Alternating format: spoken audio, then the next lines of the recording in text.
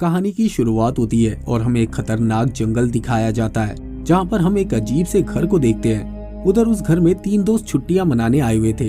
ये घर नहर के किनारे पर था, जहाँ 2 दोस्त मस्ती कर रहे थे, पर उनकी एक दोस्त घर के अंदर थी। उसका नाम था जेसिका। उसकी हालत बहुत खराब थी। अब जेसिका के पास उसकी दोस्त आती है, उसका नाम ट्रेसी है। वो उसके साथ खूब मस्ती कर रही थी।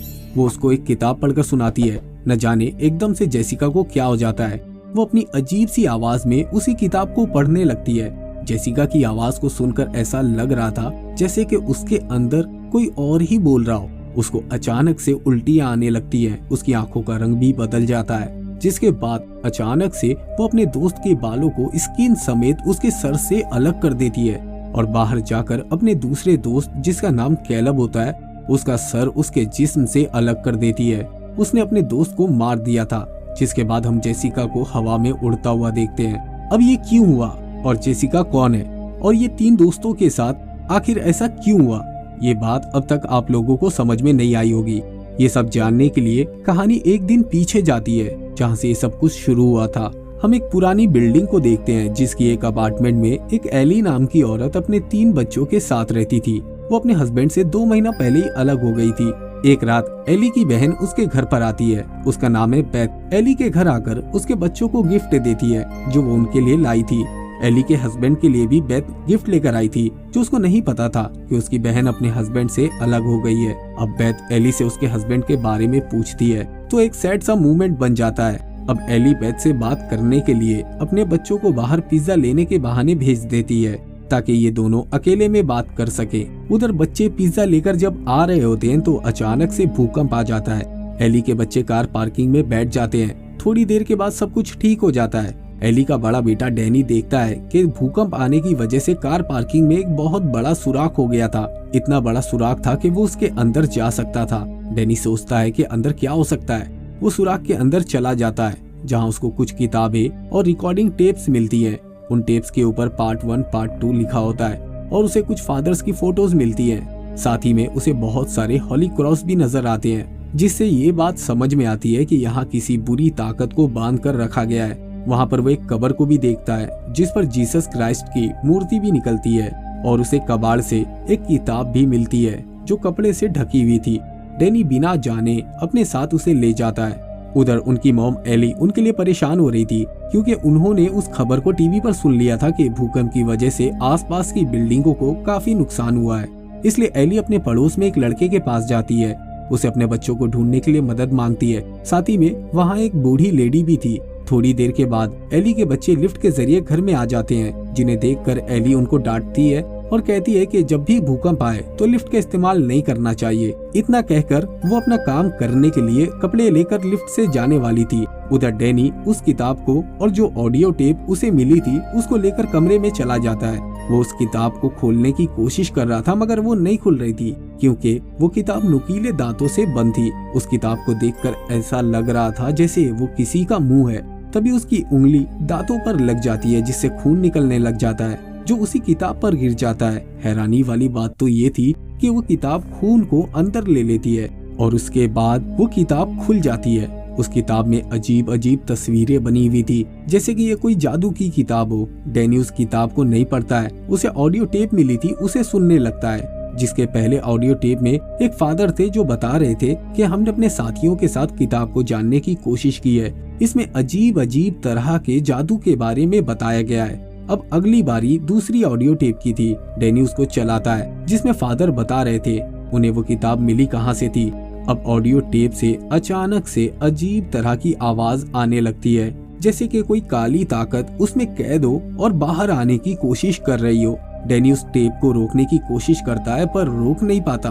तभी हम देखते हैं कि काली ताकत जो उस टेप से आजाद होकर लिफ्ट में एली के जिस्म में आ जाती है, जो एली की हड्डियों को तोड़ देती है और उसे बहुत बुरी तरह से इंजर्ड करती है। डैनी इधर ऑडियो टेप को रोकने की कोशिश करता ही रहता है, मगर वो रोक नहीं पाता। इतने में उनके घर की लाइट भी चली जाती है और किताब के पेजेस खुद ब खुद पलटने लगते हैं। एली की बड़ी बेटी जब लाइन को चेक करती है तो हर जगह पर लाइट थी, मगर सिर्फ उनके ही घर में लाइट नहीं थी। यानी कि जो कुछ भी गलत हो रहा था सिर्फ उनके ही घर में हो रहा था। थोड़ी देर बाद एली अपने घर आ जाती है, जो देखने में ठीक लग रही थी और वो अपने घर चल कर आई थी, मगर हमने देखा था कि काली ताकत उसके अंदर थी और उसने एली की हड्डियों को तोड़ दिया था। मगर एली ठीक ठाक चल रही थी और किचन में जाकर वो खाना पकाने लगती है। जब उसके पास उसकी बहन आती है और उसे बुलाने लगती है तो वो उल्टियां करने लगती है और अजीब सा बिहेव करने लगती है। एली थोड़ा होश में आती है तो वो उसे इतना कहती है कि वो मेरे अंदर है, उसे मेरे बच्चों को कोई नुकसान मत पहुंचाने देना। इतना कहकर वो बेहोश होकर नीचे गिर जाती है। एली की बहन और उसके बच्चे उसे हॉस्पिटल लेकर जाने लगते हैं, पर सब लिफ्ट में जाने से डर रहे थे और भूकंप की वजह से सीढ़ियां भी टूट चुकी थी। ये सब मिलकर एली को कमरे में लिटा देते हैं। उनके पड़ोस का लड़का, जिन्हें एली ने अपने बच्चों को ढूंढने के लिए मदद मांगी थी, वो एली की आंखों को बंद करता है, मगर वो दोबारा खुल जाती हैं। वो फिर बंद करता है, वो फिर खुल जाती हैं। ये सब मिलकर एली के लिए प्रे करते हैं। उन्हें लग रहा था कि एली बस मरने वाली है। फिर उसके पास उसकी बहन बैठी होती है। वो उसे बताने लगती है कि वो उसे कितना प्यार करती है। तभी बेथ के फोन पर बेल बजती है, जो कॉल किसी और की नहीं बल्कि उसकी बहन एली की ही थी, जो अपनी बहन से कह रही थी कि उसका जिस्म जल रहा है, कोई उसे बचा ले। तभी वो जिंदा होकर बैठ जाती है और जब बेथ अपनी बहन के जिस्म को हाथ लगाती है तो वाकई उसका जिस्म पूरी तरह से गर्म था। ऐसा लग रहा था जैसे उसका जिस्म आग में जला हो। उसके बाद वो उसे बाथ टब में डाल देती है। तभी एली पानी में से निकलकर दीवार पर चढ़ जाती है और इतना जोर से चीखती है कि उसकी चीख से ये लोग बेहोश होने ही लगते हैं। और साथ साथ बाथ टब में जो पानी था वो भी उबल ही रहा था। एली एक एक करके सब पर हमला करती है। वो अपनी बेटी को मारने की कोशिश कर रही थी। तभी उसका बेटा डैनी पीछे से आता है और क्योंकि वो जानता था कि उसकी मॉम के अंदर कोई काली ताकत आ गई है, यहीं पर एली अपने पड़ोस में रहने वाले लड़के की आंख को भी निकाल देती है और दूसरे पड़ोसी के मुंह पर फेंक देती है। इस बात का फायदा उठाकर बेथ अपार्टमेंट के दरवाजे को बंद कर देती है। उसके साथ एली की बच्ची थी। अब बेथ एक सुराख के अंदर झांक कर देखती है तो एली ने सबको मार दिया था।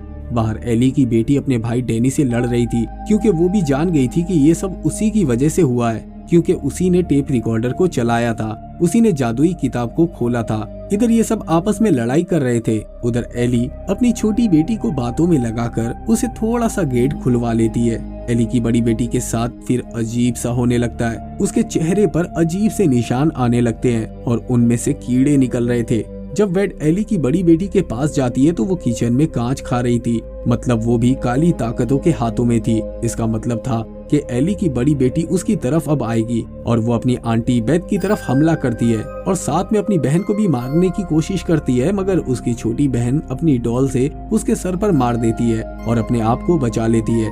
अब बेथ को डैनी सब कुछ बताता है कि ये सब कुछ उसी की वजह से हुआ है। अब बेथ सब कुछ जानने के बाद डैनी के कमरे में जाती है ताकि वो आखिरी टेप रिकॉर्डर को सुन सके। बेथ हेडफोन लगाकर टेप रिकॉर्डर को सुनने लगती है कि जो कुछ गलत हो उसी के साथ हो और उसे कोई ना सुन सके। जब बेथ तीसरी और आखिरी टेप रिकॉर्डर को सुनती है, यहाँ बेथ को सारी सच्चाई का पता चलता है। असल में ये किताब एक फिश फादर को मिली थी और वो इस किताब को पूरा पढ़ना चाहते थे, मगर फिश चर्च वालों ने उस फादर को चर्च से ही निकाल दिया क्योंकि ये एक शैतानी किताब थी। उस पर इंसानी खून से लिखा हुआ था। उस किताब में नरक से शैतानों को बुलाने के तरीके थे और इन्हीं सब बातों को वो फादर समझना चाहता था और ऐसी बातें बेथ रिकॉर्डिंग में सुन रही थी। सब बातें सुनकर बेथ को यकीन आ गया था। उधर किचन में एली की बड़ी बेटी डैनी पर हमला करती है और उसे जला देती है। जिस कमरे में बेथ थी वहाँ पर भी एली आ गई थी। बेथ उससे लड़ने की कोशिश करती है। एली यहाँ पर अपने मुंह से आवाज निकालती है, मैं जो भी हूँ तुम मुझको आसानी से नहीं हरा सकते। अब बस बेथ और एली की छोटी बेटी बची थी।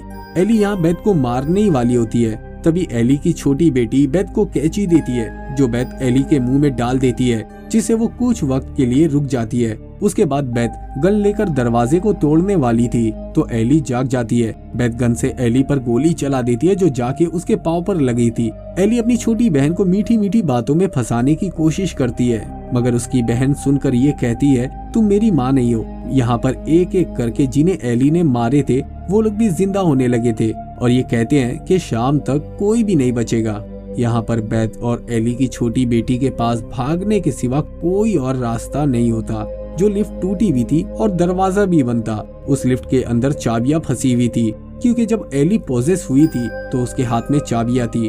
अब एली की बेटी चालाकी से उस लिफ्ट को चलाकर चाबियों को निकाल लेती है और अब लिफ्ट चलने लगी थी। फिर हम देखते हैं डैनी को, जो कि मरने के बाद शैतानी ताकतों के असर में आ गया था।